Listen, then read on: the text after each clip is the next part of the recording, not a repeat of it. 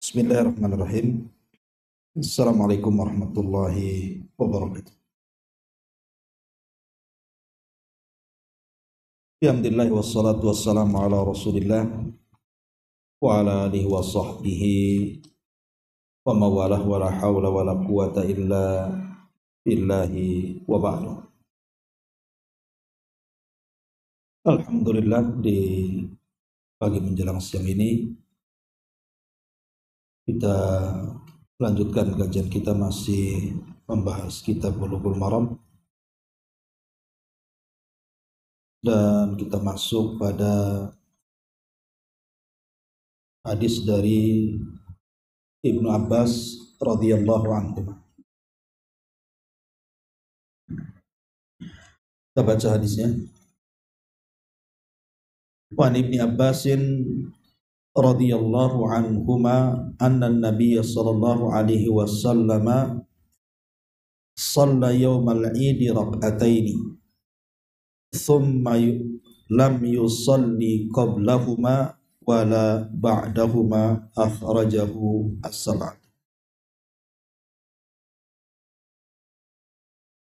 Di sini Nabi sallallahu alaihi wasallam dijelaskan oleh Abdullah ibn Abbas radhiyallahu anhuma, dan Abdullah ibn Abbas adalah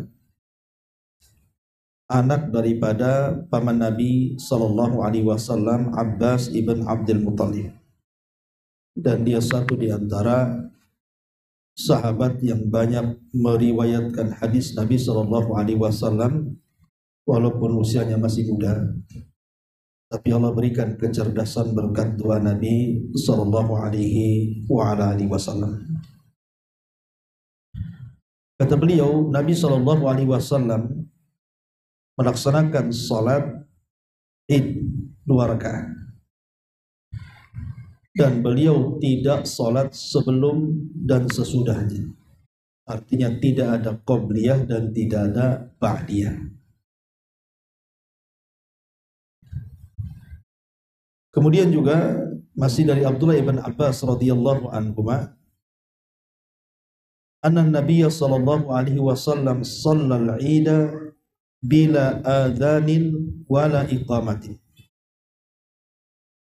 Wa Nabi sallallahu alaihi wasallam salat Id, beliau tidak mendahulukan dengan azan ataupun qamat. Hadis ini dikeluarkan Abi Dawud dan asal lafadznya terdapat dalam Sahih Bukhari.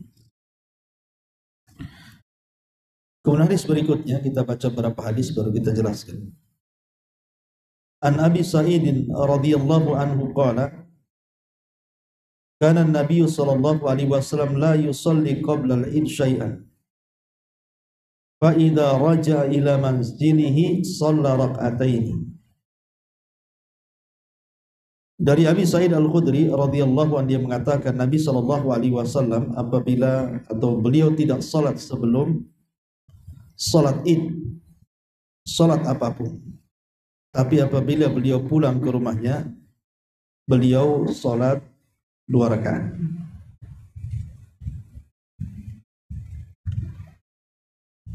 Kemudian hadis yang keempat, wa anhu, dan juga dari Abi Sa'id Al-Khudri radhiyallahu anhu, kana Nabi sallallahu alaihi wasallam yakhruju yaumal fitri wal adha ila al-musalla, wa awwalu syai'in yabda'u bihi as-salat thumma yansarifu fa yaqumu muqabilan nas wan nasu ala sufufihim fa ya'iduhum wa ya'muruhum. Dari Abi Sa'id Al-Khudri radhiyallahu anhu berkata, Nabi sallallahu alaihi wasallam apabila keluar pada Idul Fitri dan Adha menuju tanah lapang, maka yang pertama kali dilakukan Rasul adalah salat.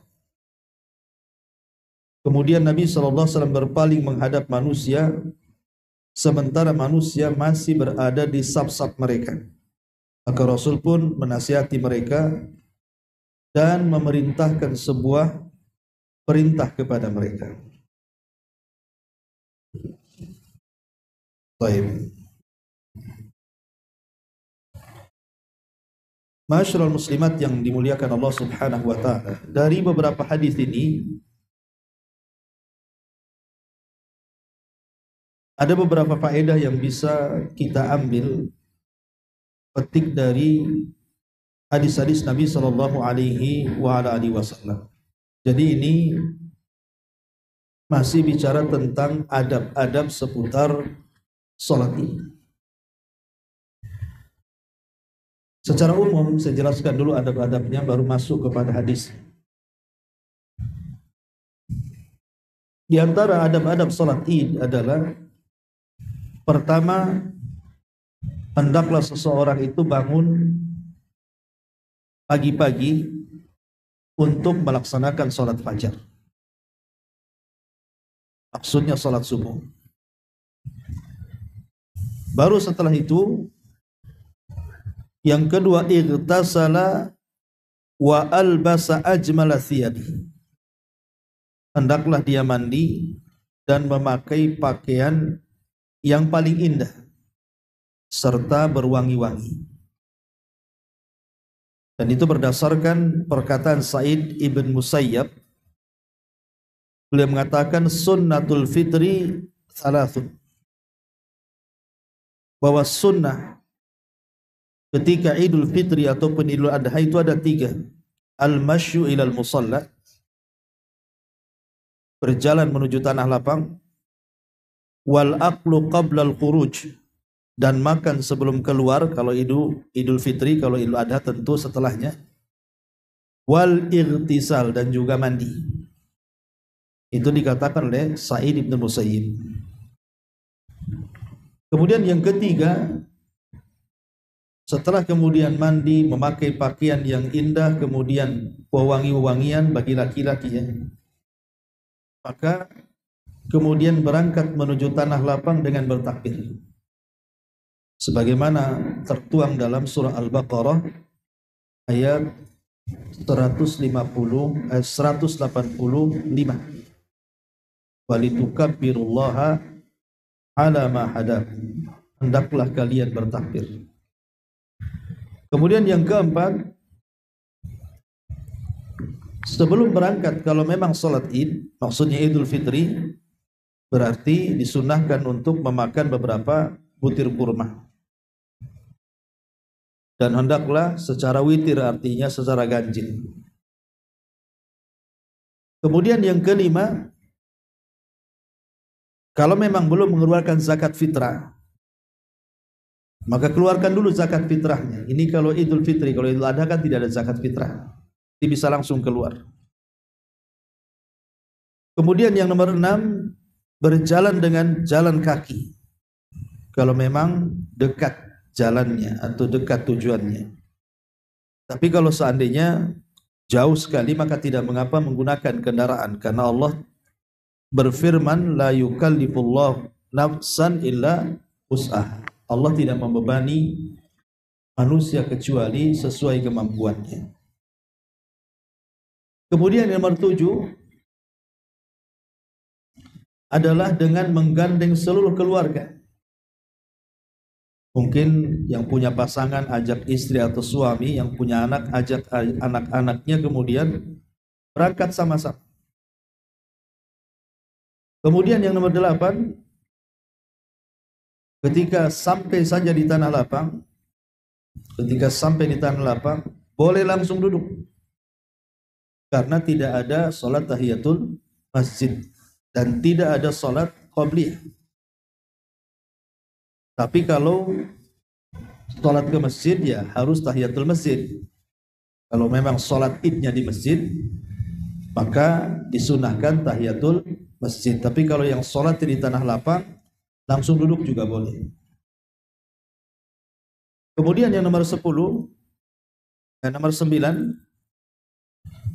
baru kemudian salat Id berjamaah dan tidak ada sunnah qabliyah dan sunnah ba'diyah. Kemudian ketika pulang dari salat Id, maka hendaklah berjalan berbeda dengan jalan yang ketika berangkatnya, menyelisih jalan ketika berangkatnya. Jadi kalau berangkatnya lewat sini, pulangnya lewat situ. Kemudian yang nomor 11, tentu kalau Idul Fitri setelah sholat, boleh seseorang itu silaturahim dengan keluarga. Tapi kalau Idul Adha tentu berkumpul di tanah lapang untuk menyaksikan kurban.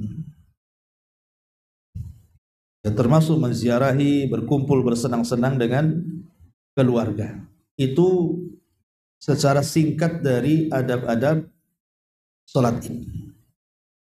Baik, kita masuk pada hadis yang kita bahas di sini. Di sini Nabi Shallallahu Alaihi Wasallam mengatakan pada hadis yang kita baca di awal dari Abdullah ibn Abbas radhiyallahu anhuma.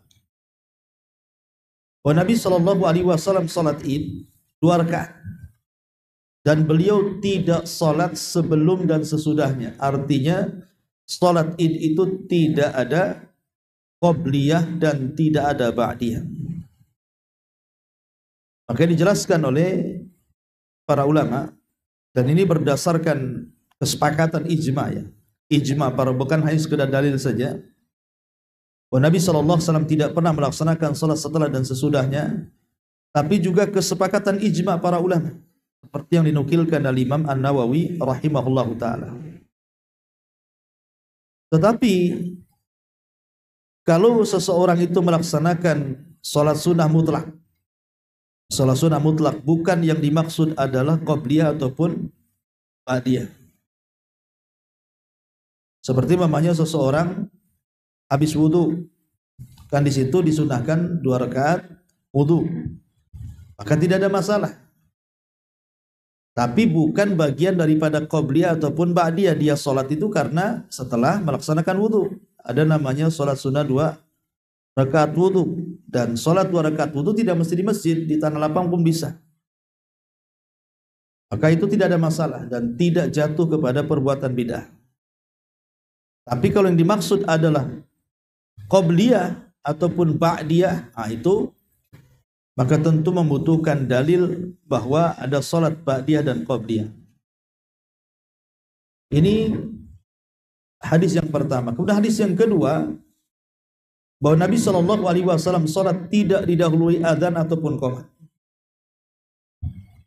Karena banyak riwayat yang mengatakan seperti itu. Salah satunya adalah riwayat di sini, termasuk juga riwayat dari Jabir bin Abdullah radhiyallahu anhu. Dia mengatakan, syahidtu ma'a Rasulillah, aku pernah salat bersama Rasul, salat yaumal id, salat hari id. Fa bada'a bis salati qabla al khutbah, beliau memulai dengan salat sebelum khutbah, bi ghairi adzanin wala iqamah, tanpa ada azan dan tanpa ada qomat. Artinya sepakat ulama mengatakan bahwa salat id itu tidak didahului dengan azan dan qomat. Yang jadi masalah adalah pendapat Imam Syafi'i rahimahullahu ta'ala bahwa salat id itu sama dengan salat kusuf. Salat id itu sama dengan salat gerhana. Memang tidak ada azan, tidak ada qomat, tetapi di situ ada seruan as-salatu jami'atun. As-salatu jami'atun. Dan itu pendapat Imam Syafi'i mengatakan seperti itu. Dan itu dinukilkan oleh Imam Ibnu Qudamah rahimahullahu ta'ala, di mana beliau mengatakan, wa qala ba'du ashabina, berkata sebagian ulama-ulama kami, maksudnya ulama-ulama Syafi'i, yunadalaha as-salatu jami'atun, hendaklah ada yang memanggil dengan lafaz as-salatu jami'ah, wa huwa qaulu Syafi'i, dan ini pendapat Imam Syafi'i. Wa sunnatu Rasulillah sallallahu alaihi wasallam ahaqqu an tuttaba', dan sunnah Nabi sallallahu alaihi wasallam lebih berhak untuk diikuti. Jadi dalam mazhab Syafi'i dan perkataan Imam Syafi'i sendiri, memang tidak ada azan dan qomat, tapi ada seruan as-salatu jami'ah, sebagaimana salat kusuf atau khusuf, baik gerhana bulan ataupun matahari. Tetapi Syekhul Islam Ibn Taimiyah rahimahullahu ta'ala berbeda pendapat dan mengatakan la yunada lil id wal istisqa tidak ada seruan as-salatul jami'ah baik dalam salat id ataupun salat istisqa. Kemudian dikuatkan pendapat gurunya ini oleh muridnya Imam Ibnul Qayyim dalam kitabnya Zadul Ma'ad. Dia mengatakan, kana sallallahu alaihi wasallam idzan taha ilal musalla akhadha fi salati. Kata Imam Ibnul Qayyim, Nabi sallallahu alaihi wasallam apabila kemudian sampai di tanah lapang, beliau langsung salat. Min ghairi adzanin wala iqamatin wala qaulis salah jami'ah. Was sunnatu alla yaf'ala syai'un min dzalik. Tanpa didahului adzan, tanpa didahului iqamat, tanpa didahului ucapan as-salatul jami'ah, dan yang sunnah adalah jangan melakukan apapun. Maksudnya adzan, iqamat ataupun kata-kata as-salatul jami'ah, langsung salat. Dan ini pendapat yang kuat wallahu alam, seperti juga yang dikatakan oleh para ulama yang lainnya. Jadi yang betul adalah tidak ada ucapan as-salatu al-jami'ah. Bahkan Al-Imam Ibnu Utsaimin juga ditanya tentang apakah seruan salat id itu karena tidak ada adzan dan qomat diganti dengan as-salatul jami'ah. Apa kata beliau? Syekh Muhammad ibn Utsaimin, beliau mengatakan salatul id laisa laha adzanun wala iqamah kama thabatat bidzalika sunnah, walakin ba'du ahli ilmi rahimahumullah qalu innaha yunada laha as-salatul jami'ah lakinnahu qaulun la dalila lahu fahuwa dhaifun. Apa kata Syekh Muhammad ibn Utsaimin? Salat id ini tidak ada adzan, tidak ada qomat, dan itu yang tertetapkan berdasarkan sunnah. Akan tapi sebagian ahli ilmi, kata beliau, ada sebagian mengatakan seruan as-salatul jami'ah. Akan tetapi kata Syekh Utsaimin, perkataan ini tidak ada dalil sehingga perkataan ini dilemahkan para ulama dan tidak sah dikiaskan kepada salat gerhana.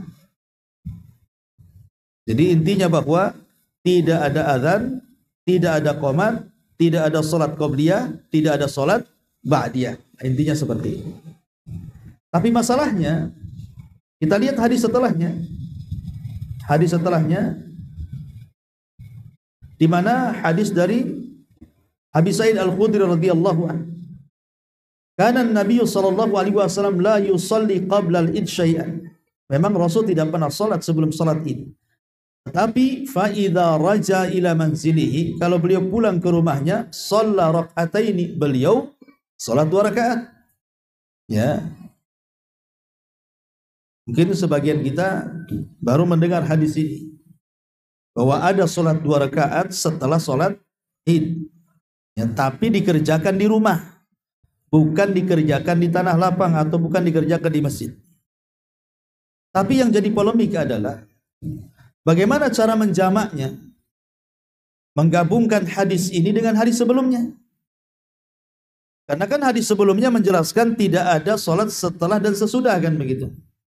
Sementara hadis Abi Sa'id Al-Khudri ini seolah-olah ada salat setelah salat id, 2 rakaat di rumah.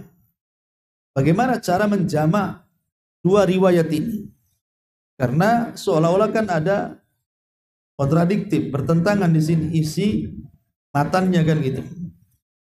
Sementara ada kaidah para ulama mengatakan bahwa apabila ada dalil-dalil itu yang seolah-olah matannya bertentangan, maka hendaklah diupayakan untuk digabungkan maknanya.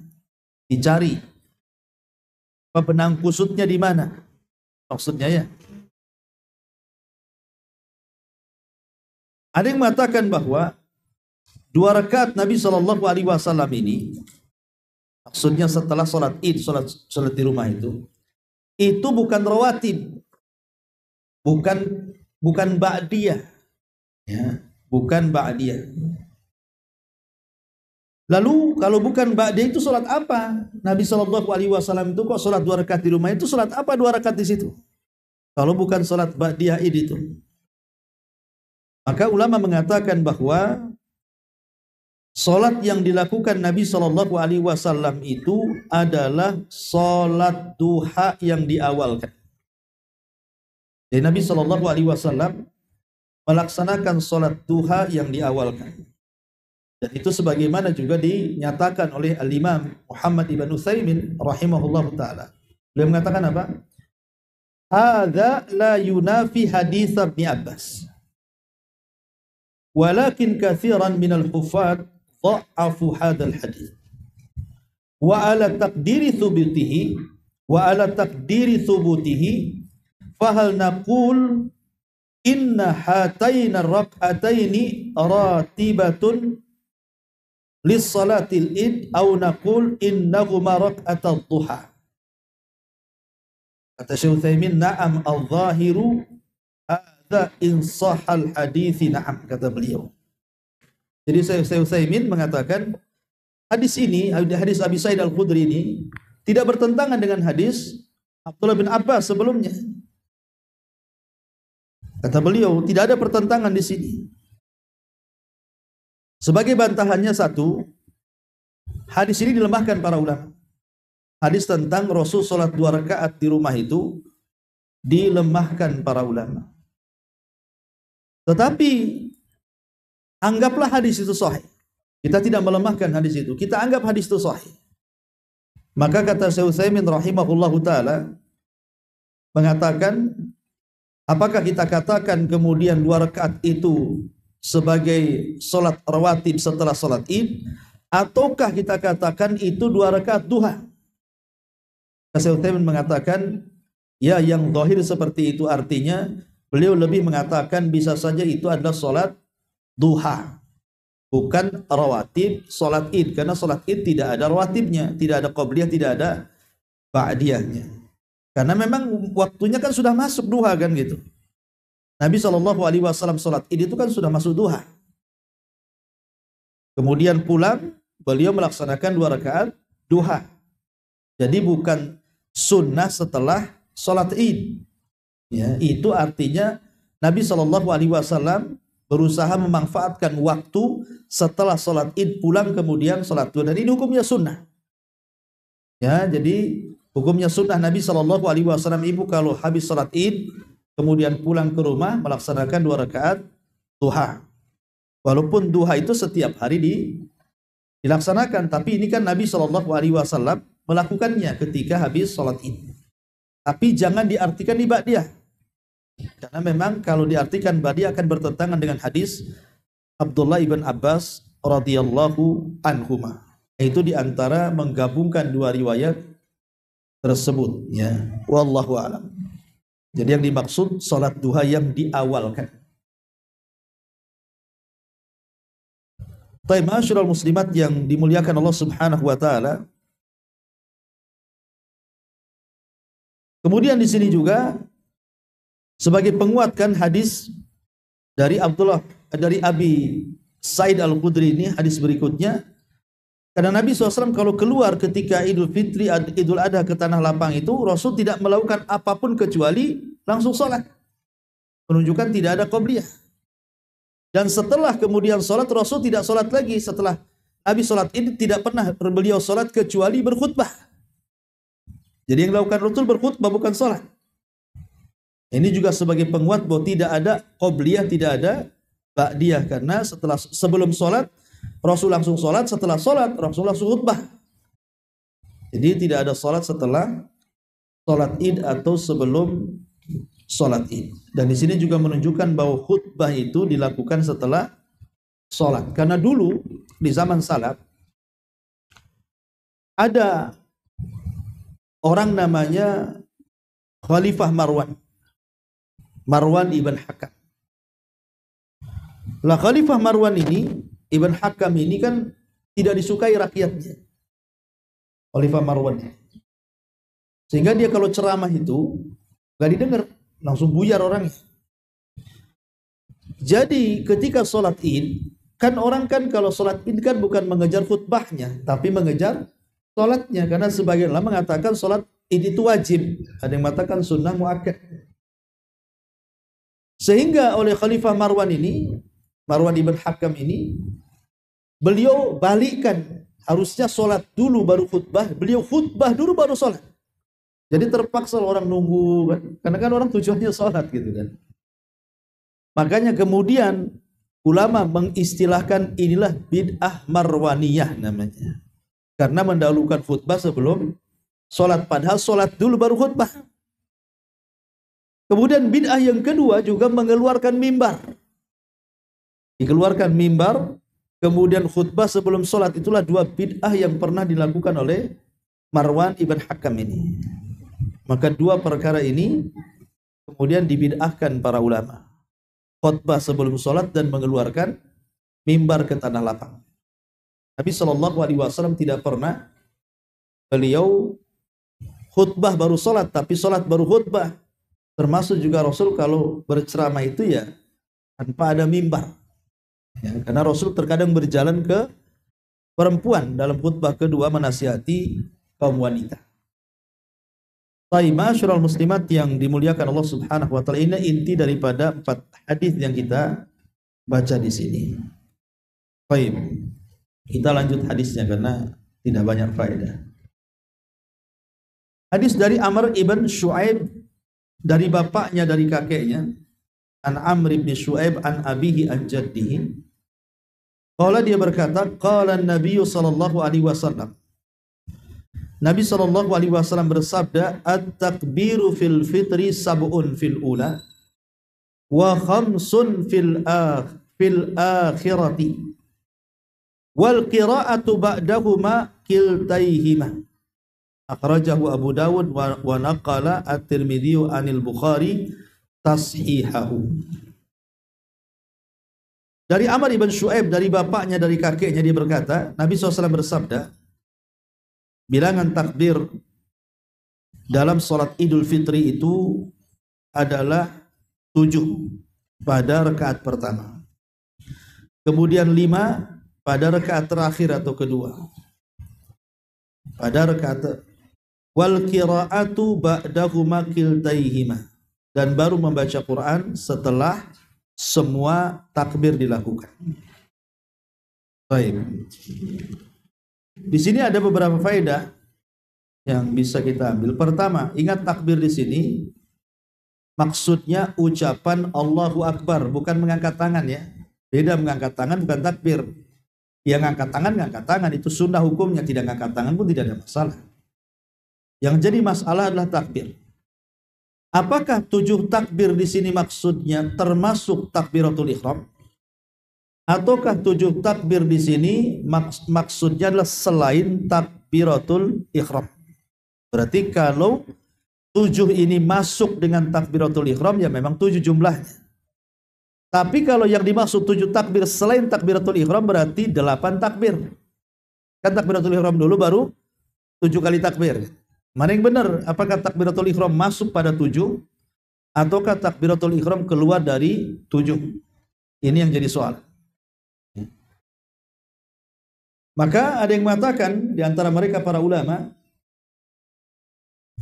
bahwa takbiratul ihram itu masuk pada 7 takbir. Dan ini pendapat Imam Malik dan pendapat Imam Ahmad, mengatakan bahwa takbiratul ihram masuk pada 7 takbir itu. Berarti hanya 7 takbir saja. Tapi sebagian mengatakan tidak termasuk.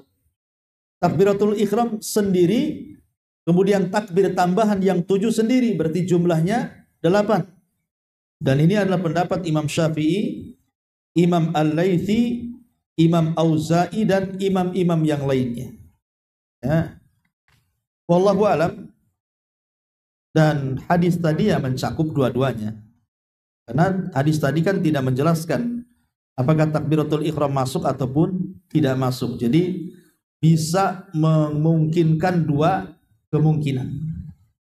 Artinya ibu-ibu yang mau takbir 7 ya tidak apa-apa, mau 8 ya tidak apa-apa gitu maksudnya ya. Mau 8 berarti takbiratul ihram tidak terhitung dia sendiri. Tapi kalau mau 7 berarti takbiratul ihram termasuk dalam hitungan 7 tadi. Ini perselisihan ulama, dan itu yang dikatakan oleh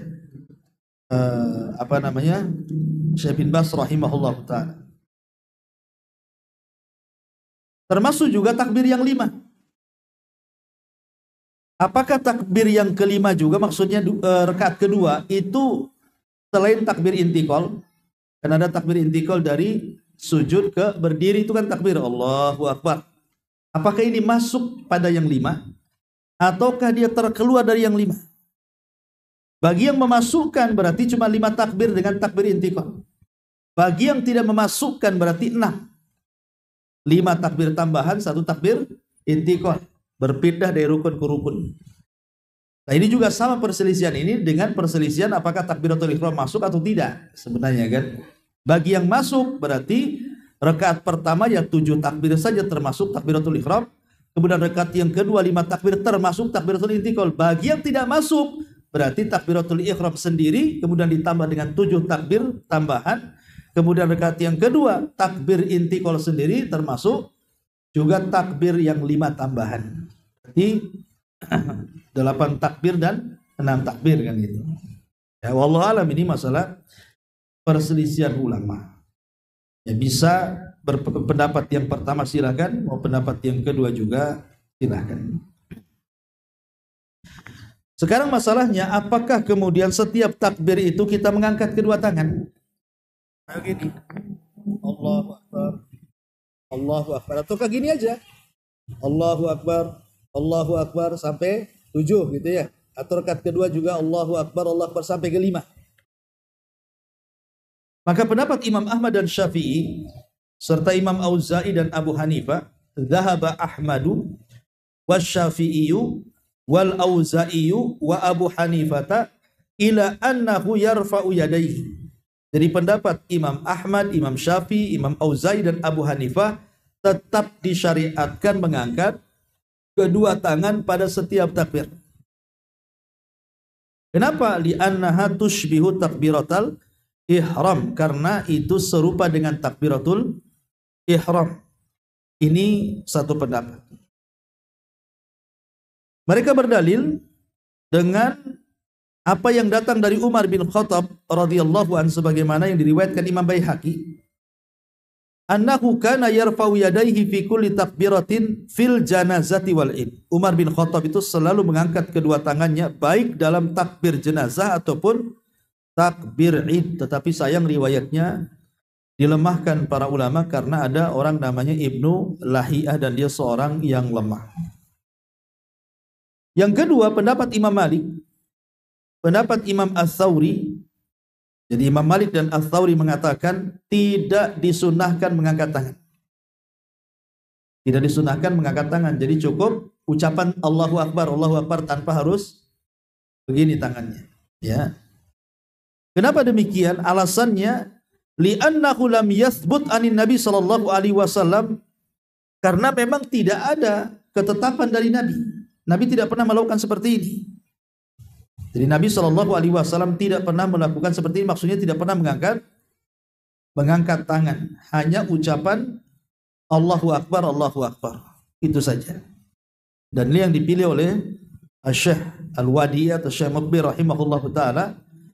Adapun yang sekali lagi yang datang dari Umar bin Khattab tadi itu dilemahkan para ulama, termasuk juga ada riwayat dari Ibnu Umar yang mengangkat tangan juga dianggap mauquf, itu tidak sampai marfu kepada Nabi Shallallahu Alaihi Wasallam. Dari sini pendapat yang kedua bahwa ketika takbir tambahan itu tidak mengangkat tangan. Jadi takbiratul ihram saja yang angkat tangan, atau takbiratul intikal saja yang angkat tangan. Selebihnya tidak perlu mengangkat tangan.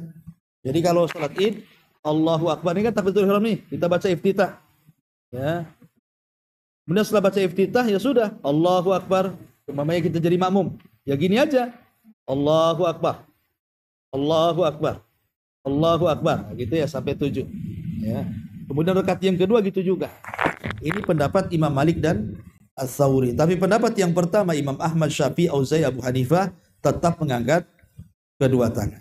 Ini masalah khilaf ulama, ya kan? Masalah khilaf ulama.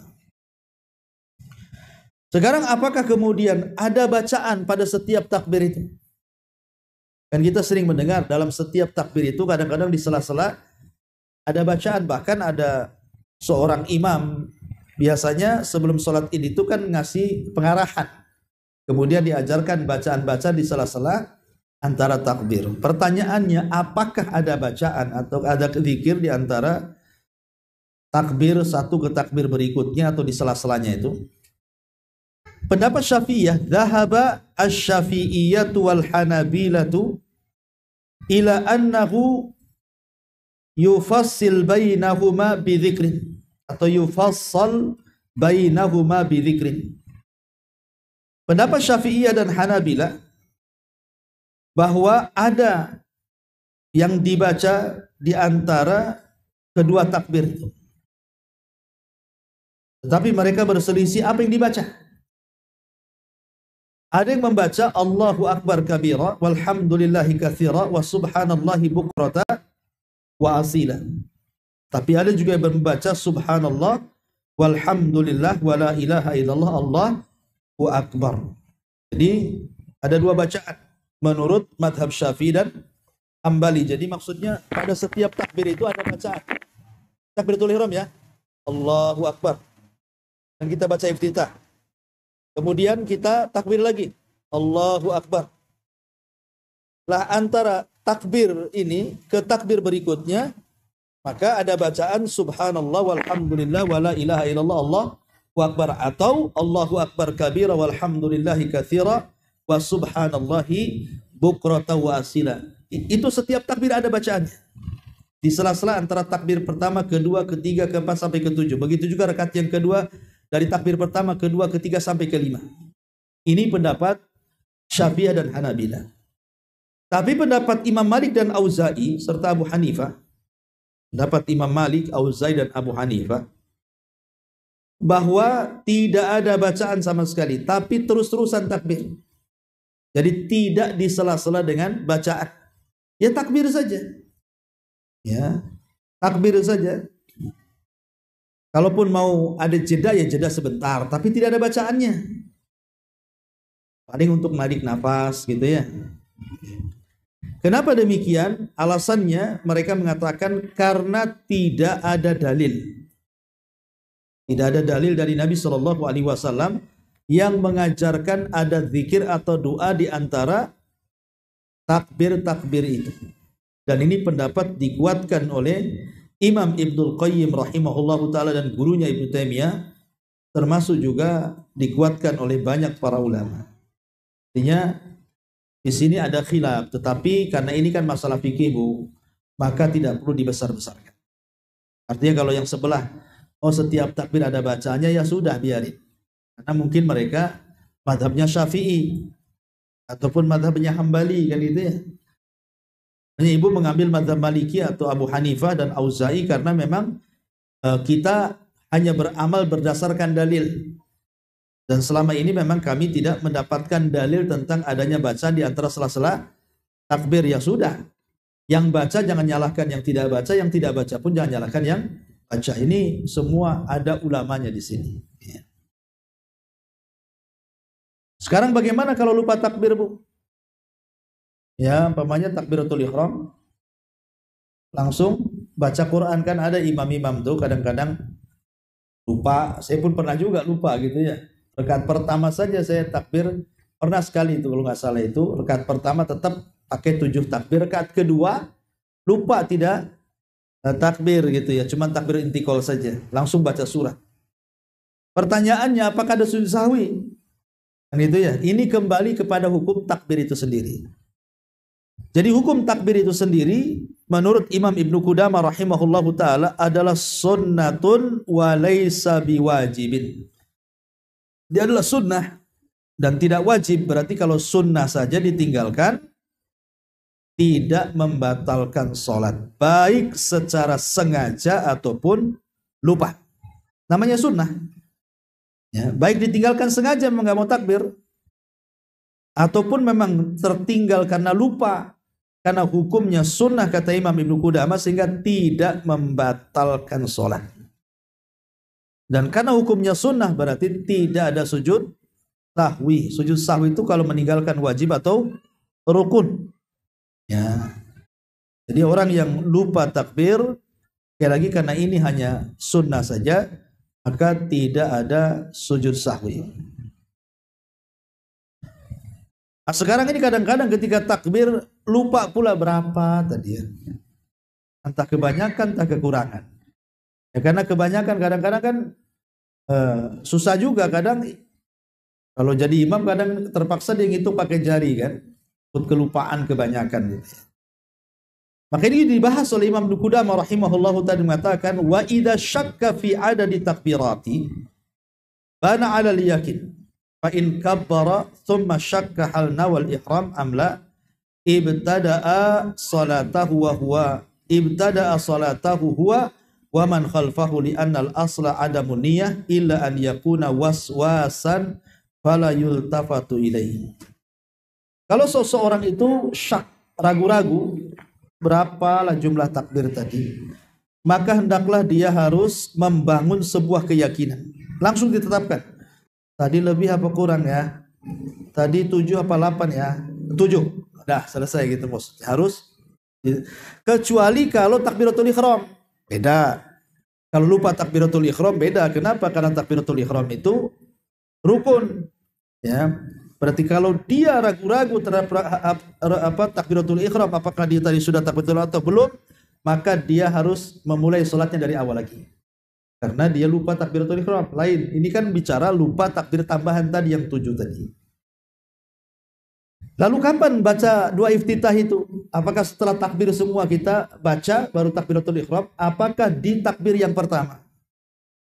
Maka tentu yang rajih wallahu alam di takbir yang pertama. Baca iftitah dulu baru takbir 11 sampai 7. Ya. Tapi ada juga yang berpendapat setelah takbir itu dibaca baru doa iftitah. Yang mengatakan bahwa takbiratul ihram doa iftitah itu dibaca setelah takbiratul ihram sebelum takbir tambahan, ini pendapat Imam Syafi'i dan pendapat Imam Ahmad. Bagi yang berpendapat bahwa takbiratul ihram dibaca setelah semua takbir kita baca, ini adalah pendapat Imam Auza'i dan satu riwayat daripada Imam Ahmad. Tetapi wallahu alam bahwa iftitah itu sama dengan salat-salat yang lainnya. Artinya dibaca di takbiratul ihram pertama. Ya salat yang lain zuhur, asar, maghrib, semua salat sudah kan begitu. Takbiratul ihram baru iftitah kan itu. Adapun takbir tambahan itu lain hukumnya. Ya, sehingga wallahu alam pendapat yang kuat bahwa iftitah dibaca setelah takbiratul ihram bukan setelah semua takbir dibaca. Nah, itu inti daripada di sini. Wallahu alam. Saya kira cukup keterangan beberapa hadis ini. Kita buka tanya jawab saja. Silakan.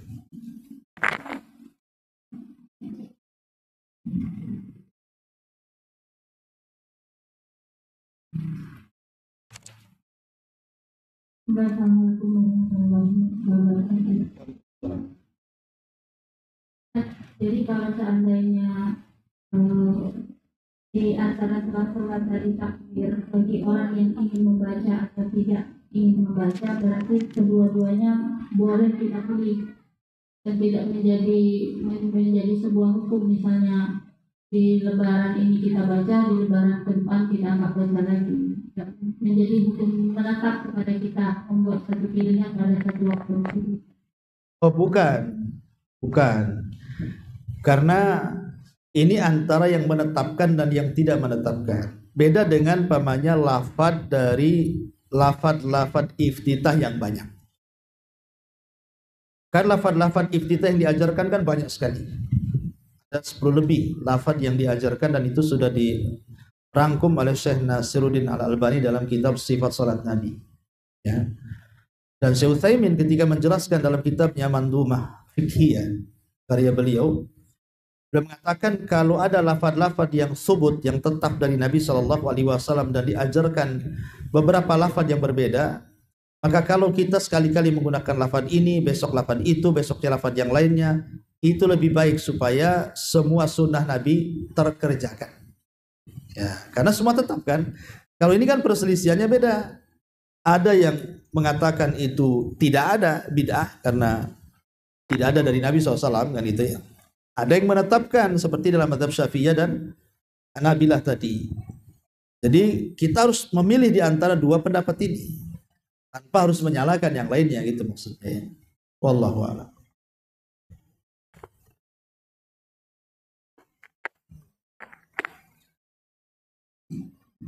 Ustaz, ada pertanyaan tapi pertanyaannya agak keluar dari tema Ustaz.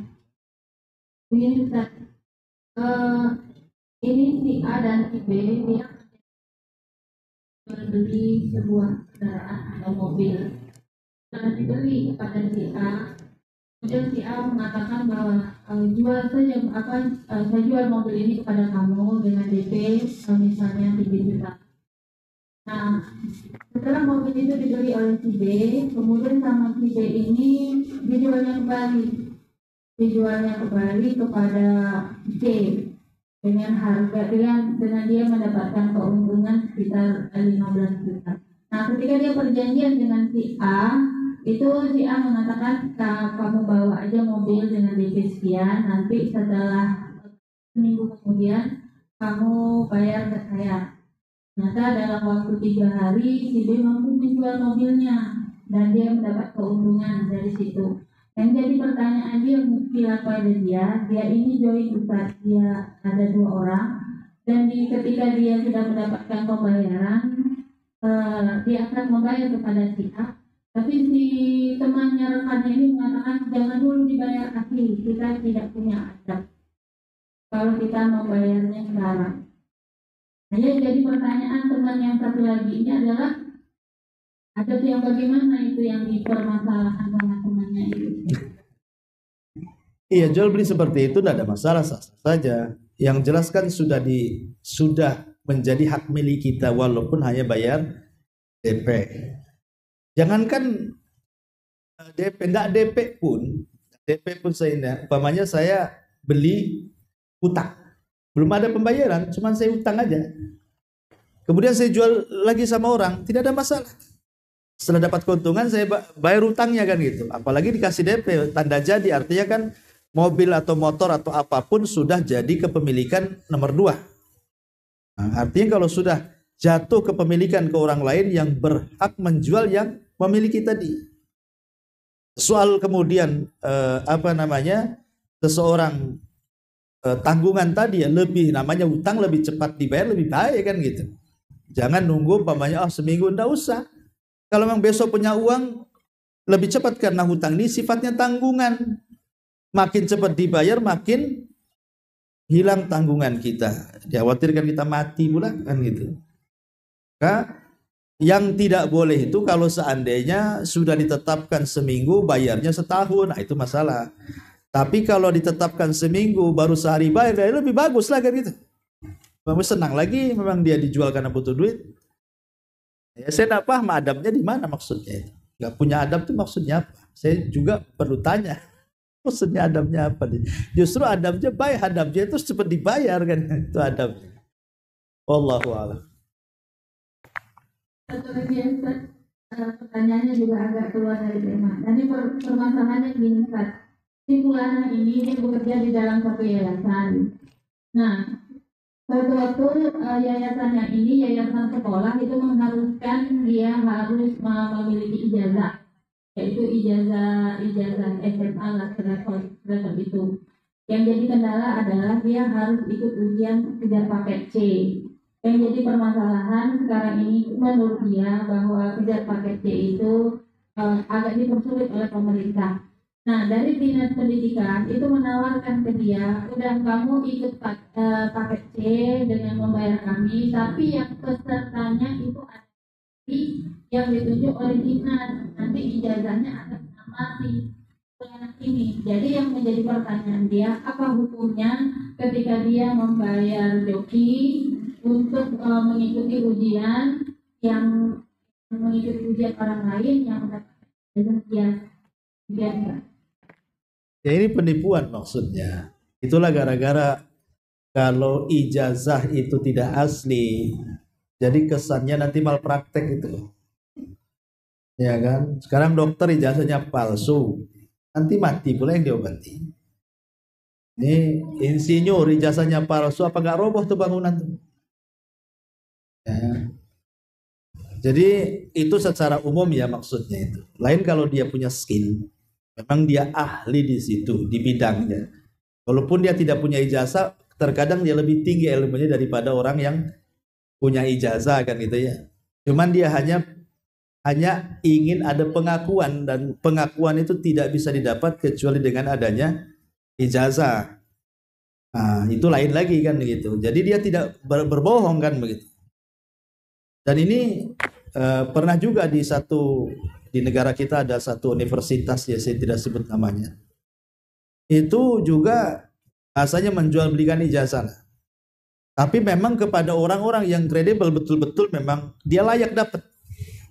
Ya, dia layak dapat walaupun tidak kuliah di tempat dia, memang dia punya ilmu, ya cuman tidak punya ijazah saja kan itu.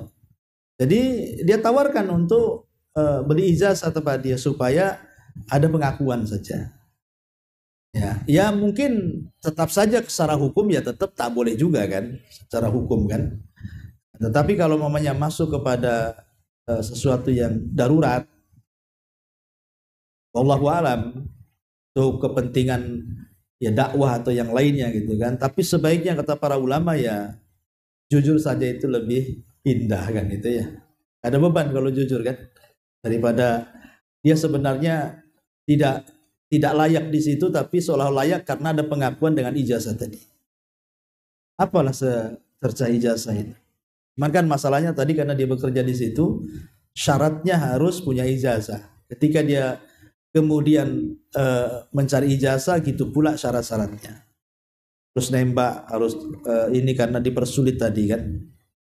Ya kalau memang dia mengambil hak seperti hukum rasuah lah. Hukum rasuah itu kan dibolehkan kalau mengambil hak. Yang tidak boleh rasuah itu kalau tidak mengambil hak di situ. Boleh rasuah tapi bagi yang memang mengambil hak dia. Apakah kemudian masuk juga dalam bab ini, wallahu alam. Allahu a'lam.